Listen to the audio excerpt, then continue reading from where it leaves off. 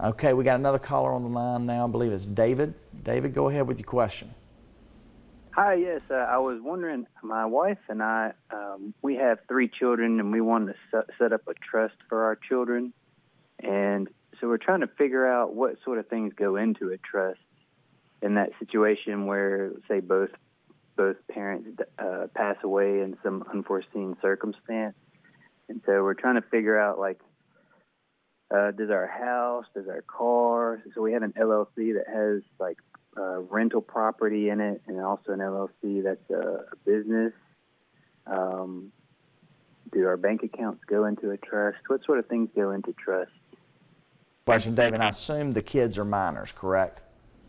They are, yeah. Okay. Chad, what kind of Absolutely. factors would you think about and maybe putting something in or leaving it out of the trust, especially when you're dealing with minor children in this situation? So, you know, anytime we are dealing with minor children, that immediately will signify we do want to look at a trust setup because it's going to allow for whoever you designate as that trustee to maintain that money for those minors in the event that something happened to you and your spouse before your children turn 18.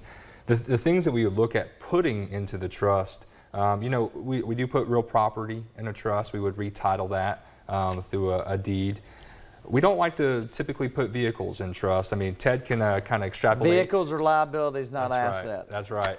That's right. You know, attorneys like Ted would see that that vehicle is titled as a trust, and they may be curious as to what else is out there. Right. But the LLCs, what I often advise in my practice is we look at your LLC. I want to take a look at your operating agreement. If you don't have an operating agreement, Get an operating we're agreement. going to, advise you to do an operating agreement, and then we can set up transfer on death provisions in that operating agreement for your assets to effectively transfer to your trust upon your death. So, you know, bank accounts, LLCs, real property, anything that really outside of vehicles that has a title or that has cash or dirt in it. Right. Very, very strong argument to not put the vehicles in there because, as I say, a vehicle is a rolling liability, and all you've done there is open up that whole trust to being potentially taken by a creditor if a bad accident were to happen. So leave that out, but listen to Chad on the rest of it. Or listen to him on that too.